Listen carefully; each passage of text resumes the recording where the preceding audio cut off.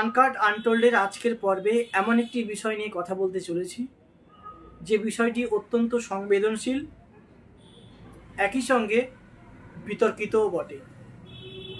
আপনারা জানেন, সম্প্রতি পশ্চিমবঙ্গের বর্ধমান জেলার দুর্গাপুরে এক বেসরকারি মেডিকেল কলেজের ছাত্রীকে ধর্ষণ করা হয়েছে বলে অভিযোগ উঠেছে।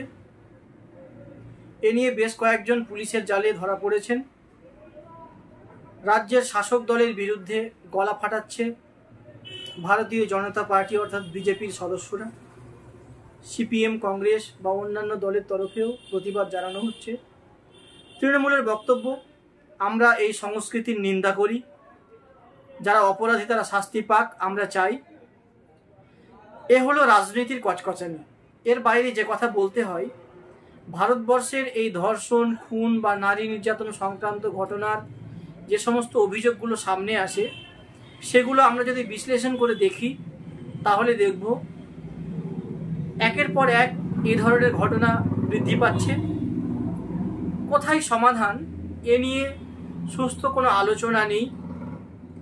সমাধানের জন্য বিভিন্ন রাজনৈতিক দলের সঙ্গে একসঙ্গে বসা বা সিভিল সোসাইটির সঙ্গে আলোচনা করা কিংবা আইনগতভাবে কি পদ্ধতি অবলম্বন করলে অপরাধ মুক্ত দেশ গঠন করা যায় সে সম্পর্কে কোনো আলোচনা হচ্ছে না।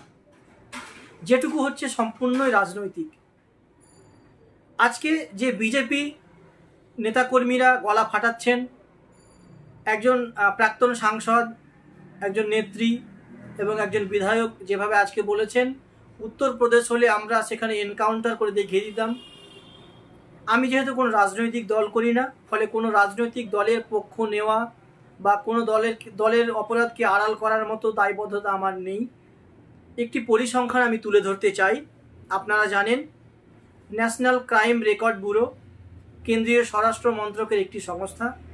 এই সংস্থার যে রিপোর্ট এ পর্যন্ত বেরিয়েছে, 2023 সালে পশ্চিমবঙ্গে নারী নির্যাতন বা নারীদের বিরুদ্ধে অপরাধের যে সমস্ত ঘটনা রেকর্ড হয়েছে তার পরিসংখ্যান হলো 34,681টি। এর মধ্যে ধর্ষণের ঘটনা আছে 1,110টি।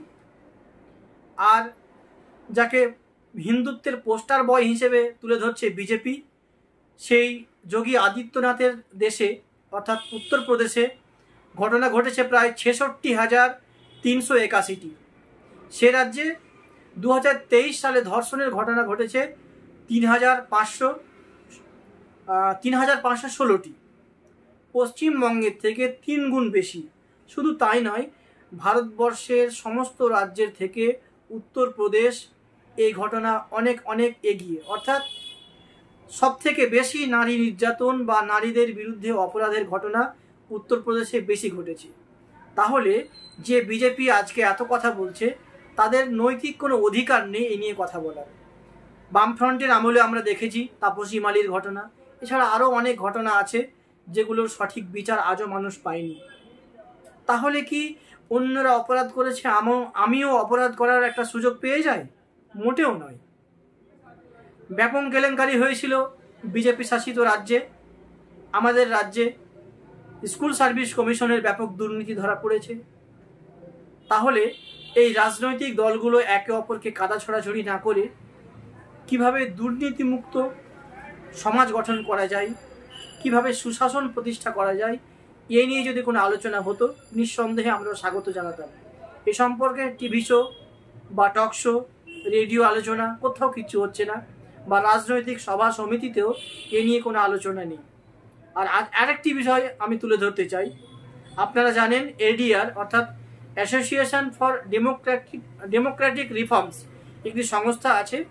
এই সংস্থা নির্বাচনী বিভিন্ন তথ্য পরিসংখ্যান নিয়ে গবেষণা করে, মানুষের কাছে তথ্য তুলে ধরে। তারা তথ্য কোথা থেকে পায়? নির্বাচনে দাঁড়ালে যে কোনো একজন প্রার্থীকে তার হলফনামা দিতে হয়, সেখানে থাকে তার ব্যক্তিগত তথ্য। একই সঙ্গে বিভিন্ন অপরাধ বা তার বিরুদ্ধে মামলা সংক্রান্ত তথ্য সেখানে নথিবদ্ধ করতে হয়। আপনারা জানলে অবাক হবেন, দেশে সবথেকে বেশি দুর্নীতিগ্রস্ত নেতা এবং নেত্রী অর্থাৎ এমএলএ এবং এমপি রয়েছে বিজেপিতেই। বিজেপি এমএলএ এমপিদের বিরুদ্ধে সবথেকে বেশি নারী নির্যাতন সংক্রান্ত অভিযোগ রয়েছে। একই সঙ্গে অন্যান্য দলের যে নেই তা নয়, কিন্তু সব থেকে বেশি বিজেপির।